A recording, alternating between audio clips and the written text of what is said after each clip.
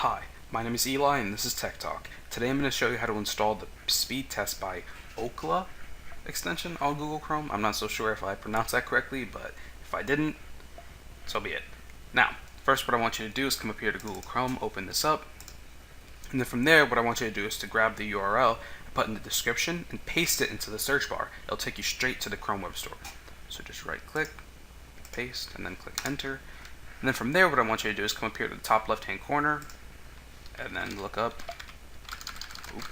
speed test by, I don't know how to, Ookla, I'm not so sure.